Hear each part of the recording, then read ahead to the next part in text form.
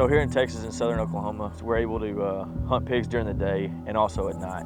The way that we hunt hogs, getting from one field to the next, it's really about just being in the right place at the right time. All right, unleash the Winchester. We've got a nice little passel of pigs down there with our initials on them, 200 or 300 yard stock, and we'll be right in the midst of them. All right, Captain, you ready? Mm-hmm. Yes, sir. We're following you. All right, let's get after it. You know, that was our biggest challenge, was just getting across the field quietly, because you can't see each and every step you're taking.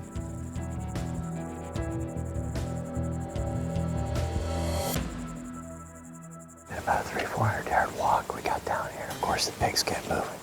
Think about pigs, they're always on the move. That's one of the ways you can tell the difference between pigs and other critters, using the thermal. Most critters are real slow in their movements, they're not moving much at all. Pigs are just kind of always on the move at night because they're feeding. This is their active period. So we're just trying to figure out if we want to get across the fence or just wait here a little bit to see if they kind of come back. It's a crapshoot, but we'll see. Good news is there's pigs here.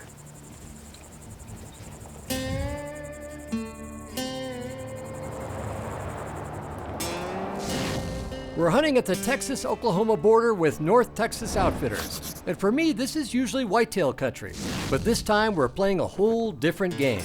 This hunt has an agenda. Our mission is to get feral hogs on the ground, and we are coming in prepared with the right tools for the job. Pulsar Thermal Imaging and Night Vision is a global company, and it is basically it's the premier brand of thermal imaging and night vision devices. We love to put stuff on the ground. They're also great devices for law enforcement and first responders. So we fill a big role in a lot of different spaces. What we're going to do real quick is we have a scope on your Winchester 270. We're going to pull that scope off, and we're going to use a Pulsar Trail XP50 on yours. So you're the lucky guy. All right, sweet, let's do it. And a lot of people refer to thermal as night vision, but it's not. Thermal is thermal and night vision is night vision. So thermal runs 24/7. Doesn't matter what time it is, it's just looking for temper variances. So what we're gonna do is we're sighting with hand warmers, and the reason we do that is because we need a heat signature. Well, let's do it. Ears on, boys. For God and country and the Bacon. pigs. Using a heat signature to sight in, well, that was a new one for me. But the Winchester and the Pulsar were dialed in. One reason why hog hunting is so popular is that it's a chance to try different firearms and calibers. Whether it's a bolt action like my favorite Winchester Model 70, or you can go tactical, and you can try a variety of different ammo on hogs as well. He's an inch high at 50 yards. I feel pretty good about that. For sure. Back in 1539, Spanish explorer Fernando de Soto brought 13 pigs to Florida. In 3 years, that herd grew from 13 to over 1,000 hogs, and that's not counting those that escaped or were eaten. But de Soto's gift to the New World was a Trojan horse, or a Trojan pig, if you will, as the swine's population exploded exponentially. At the current rate, the feral hog population more than doubles every 5 years. To keep this in check, hunters in Texas will need to remove 1.3 million hogs every year. An impossible goal, but one that we are more than willing to try to hit. As for de Soto, well, as a reward for the feral hog invasion, he somehow ended up on the back of our $500 bill. Yeah, go ahead and check the one in your wallet.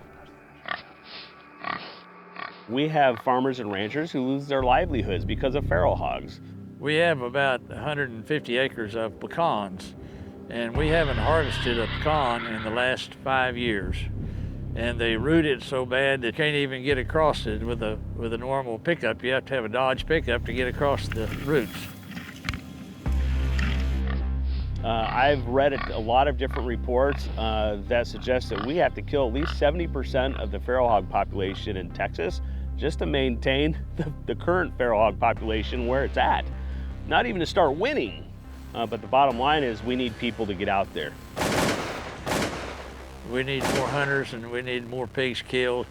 And we tell these guys when they come, you know, it doesn't make any difference whether it's a big pig or a little pig. A dead pig is what we like.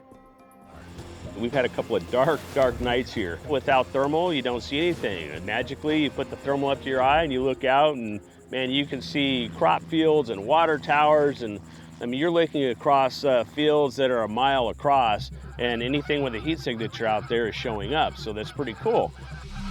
So 1, 2, 3, 4. So he's 200 yards. He's 200 yards. All right, guys, let's see. He's on up. Through the night, we traveled from one of Dakota's hot spots to the next in the Ram, scanning different ranches for sounders of hogs. We basically converted the Ram 1500, Motor Trend's Truck of the Year, into a mobile hunting blind, so when we did find something on the Pulsar, we could quickly get on the ground and put on a stalk. He's just milling around out there. Can't we just go right down the line? Yeah, we can just walk right down that county road and get even with him and shoot him. Yeah. But we got a long walk. Yeah, he's actually moving in the right direction right now.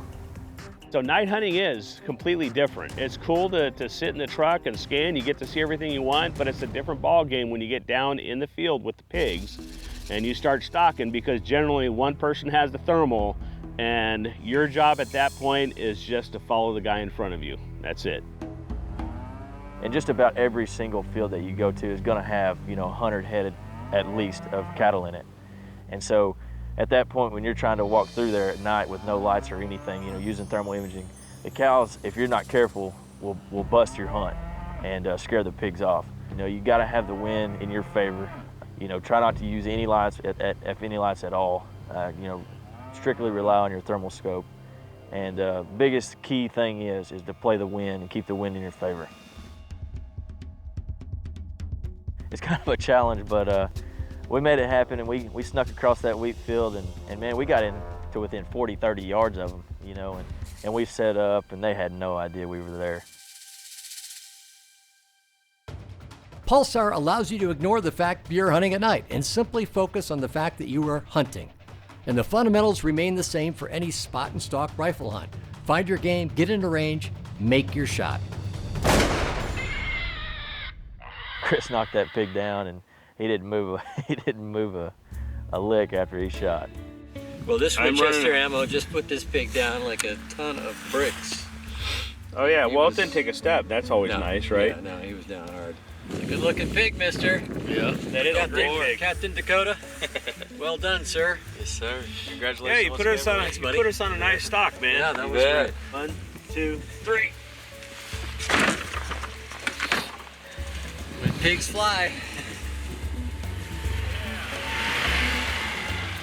This is a working man's hunt, a salt of the earth hunt, one you can enjoy for the thrill, to try out new technology, and to help do your part to solve the feral hog overpopulation problem, one bite at a time. The farm-to-table movement is on the rise in the culinary industry, and likewise the market for feral pork is growing. Chris Hughes over at Broken Arrow Ranch, man, he came up here and he did a bunch of cooking for us. Wild boar is very lean, much leaner than domesticated pork. Because of that, it can take a pretty heavy seasoning and really needs a pretty fair amount of salt on it, because it doesn't have the fat to carry that flavor. It really needs that salt. It's a wonderful, wonderful meat. It's a very healthy meat. This is natural, this is organic, this is sustainable. This is meeting all the buzzwords that people are looking for. So I think that we have a problem with a very readily available solution here in eating those animals that I think just needs to be expanded. He brought it in and he cooked up some pork chops and backstrap and tenderloin, and man, let me tell you, it was some good eating.